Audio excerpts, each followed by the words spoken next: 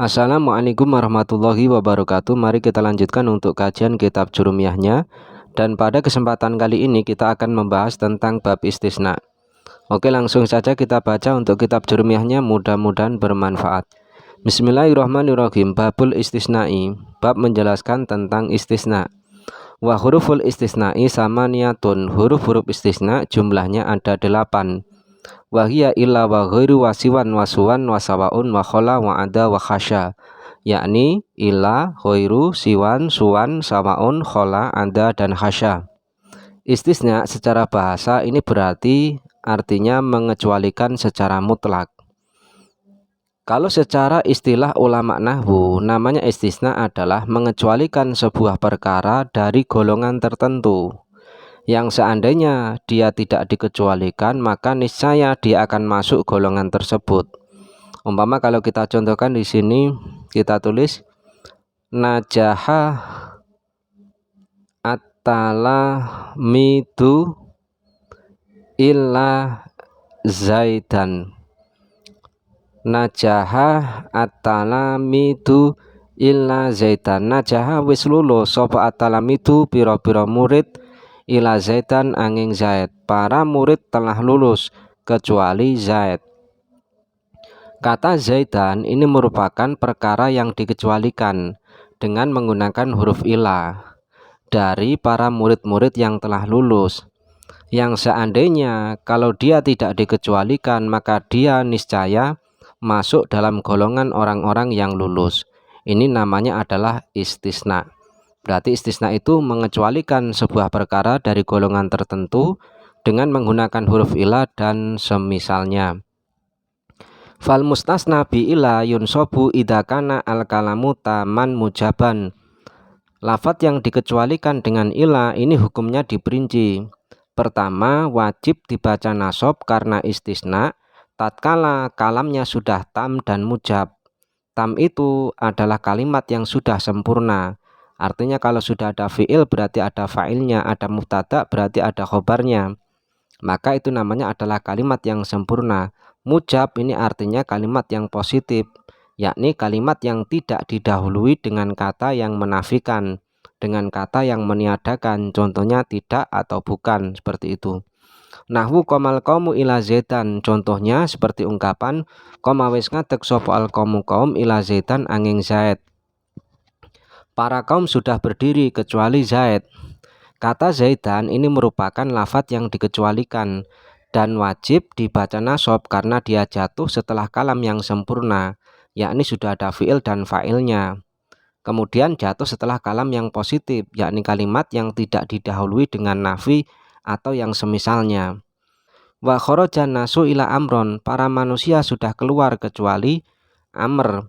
Kata amron ini juga wajib dibaca nasab menjadi istisna karena dia jatuh setelah kalam yang tam dan kalam yang mujab, seperti itu.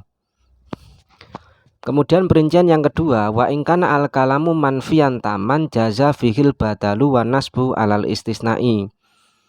Perincian yang kedua, ketika adanya kalam tersebut ini adalah nafi dan tam, maka diperbolehkan untuk menjadi badal dan diperbolehkan dibaca nasab karena istisna. Contohnya, nahwu maqamal qaumu ila zaidun wa ila zaidan. Maqama orang ngadeg sapa al qaumu kaum ila zaidun angin rupane Zaid, wa ila zaidan lan angin Zaid. Kata ila zaidun wa ila zaidan ini merupakan lafadz yang dikecualikan.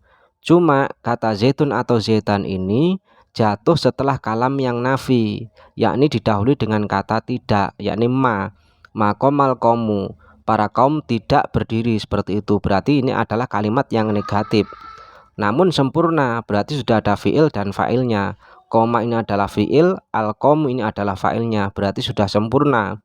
Cuma dia nafi, didahului dengan kata tidak. Maka lafadz setelah ila ini boleh dibaca nasab ataupun boleh menjadi badal.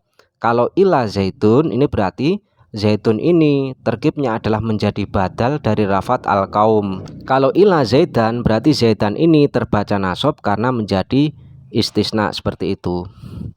Kemudian perincian yang ketiga, Wa ingkanal kalamu nakison kana ala hasabil awamili, dan ketika kalamnya ini nakis maka lafadz setelah ila ini ditarkib sesuai dengan tuntutan amil sebelumnya.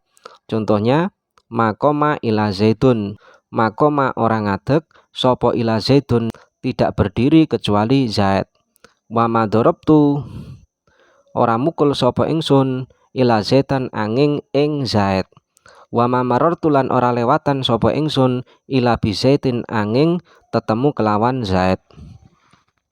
Contoh yang pertama, makoma ila zaitun. Lafadz zaitun ini merupakan lafadz yang dikecualikan. Cuma kata zaitun ini jatuh setelah lafadz yang nakis. Artinya nakis ini berarti lafadz yang tidak sempurna. Berarti kalau mama fi'il belum ada fa'ilnya. Kalau fi'il fa'il belum ada maf'ulnya. Kalau dia fi'ilnya adalah fi'il muta'addi. Maka terkib setelahnya ila ini disesuaikan dengan tuntutan amil sebelumnya. Kalau dia butuhnya fa'il maka diterkib menjadi fa'il. Kalau butuhnya dia maf'ul maka diterkib menjadi maf'ul. Contoh yang pertama, makoma ila zaitun, karena komanya ini belum ada fa'ilnya maka lafadz setelah ila ini dijadikan fa'il. Makoma orang ngadeg sopo ila zaitun angin Zaid, berarti zaitunnya ini diterkib menjadi fa'il yang terbaca rofa tandanya domah seperti itu. Contoh yang kedua, madorobtu ila zaidan, saya tidak memukul kecuali kepada Zaid. Lafadz zaidan ini merupakan lafadz yang dikecualikan, cuma dia jatuh setelah kalam yang nakis. Karena di sini fiilnya adalah muta'addi yang butuh pada maf'ul, sedangkan maf'ulnya belum ada, maka ini dikatakan kalimat yang belum sempurna. Sehingga kata zaidan ini harus dijadikan maf'ul dari kata doroba. Menjadi madorobtu ora mukul sapa ingsun ila zaidan angin ing Zaid. Berarti zaidan ini nasabnya bukan karena istisna tapi menjadi maf'ul dari fi'il madi doroba seperti itu. Kemudian contoh yang ketiga, wama marotu ila bizaitin, saya berjalan-jalan tidak bertemu kecuali kepada Zaid. Kata bizaitin ini merupakan lafadz yang dikecualikan dari lafadz sebelumnya, dan kata bizaitin ini jatuh setelah kalam yang nakis, artinya belum sempurna. Karena kata marortu ini merupakan fi'il muta'addi, tapi muta'addinya dengan menggunakan huruf jar, sehingga kata zaitin ini perlu ditambahi dengan huruf jar berupa ba, dan begitu seterusnya. Ini adalah perincian-perincian dari lafadz yang dikecualikan dengan ila. Berarti ada tiga. Pertama, ketika dia jatuh setelah kalam yang tam dan mujab, maka wajib untuk membaca nasab karena istisna. Kemudian ketika dia jatuh setelah kalam nafi dan tam, maka boleh dijadikan badal dan juga boleh dibaca nasab karena istisna. Kemudian yang ketiga, tatkala kalam tersebut jatuh setelah kalam yang nakis, maka terkibnya sesuai dengan tuntutan amil yang ada, seperti itu. Kemudian kita lanjutkan untuk kitab jurumiyahnya. Wal mustasna bi ghairi wasiwan wasuwan wasawaun majrurun la ghairu. Lafadz yang dikecualikan dengan huruf istisna ghairu, siwan, suwan, dan sawaun, selamanya ini akan terbaca jar, tidak selainnya jar.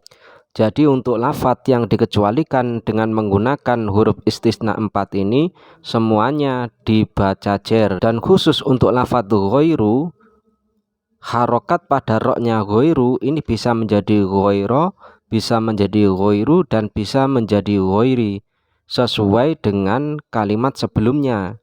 Kalau kalimat sebelumnya ini adalah tam dan mujab, maka rok pada lafadz ghairu ini juga dibaca nasab. Umpama contohnya komal komu ghairo zaitin. Kata zaitin ini merupakan lafadz yang dikecualikan dengan menggunakan lafadz ghairu, maka wajib dibaca jar selamanya. Kemudian rok pada lafadz ghairu ini dibaca fathah karena lafadz sebelumnya adalah tam dan mujab. Kemudian perincian yang kedua, apabila lafadz sebelum ghairu ini adalah nafi dan tam, maka hukumnya boleh diterkib istisna dan boleh diterkib badal.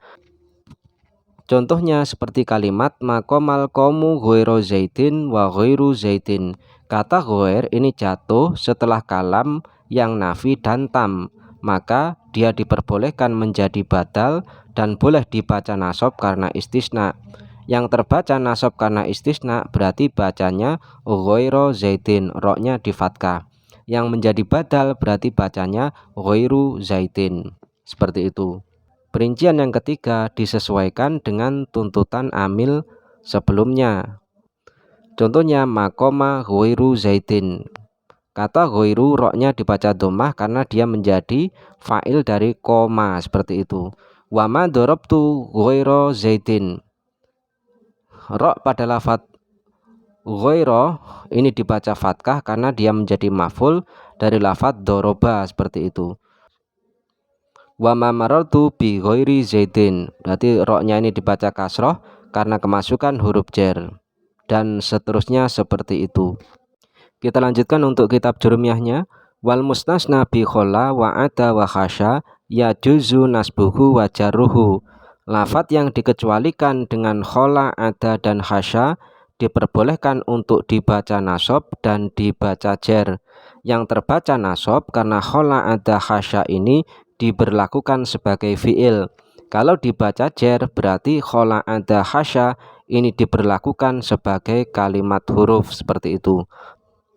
Contohnya seperti komal komu khola zaidan wa zaidin, wa ada amron wa amrin, wa khasya bakron wa bakrin. Lafadz yang jatuh setelah khola, ada, dan khasya ini boleh dibaca nasab berarti zaidan, kemudian amron, kemudian bakron. Dan boleh dibaca jar berarti zaidin, wa amrin, dan bakrin, seperti itu. Kalau terbaca nasab berarti posisinya khola ini adalah kalimat fiil. Koma wis ngadeg sapa al qaumu qaum khola kang liyani sapa ba'dul qaum zaidan ing zaid. Wa adalan liyani sapa ba'dul qaum amron ing umar. Wa hasalan liyani sapa ba'dul qaum bakron ing bakar. Dan seterusnya seperti itu. Inilah yang dinamakan dengan istisna, yakni mengecualikan suatu perkara dari golongan tertentu dengan menggunakan huruf ilah dan saudara-saudaranya. Mudah-mudahan bermanfaat. Kita lanjutkan pada pertemuan yang selanjutnya. Saya akhiri. Wassalamualaikum warahmatullahi wabarakatuh.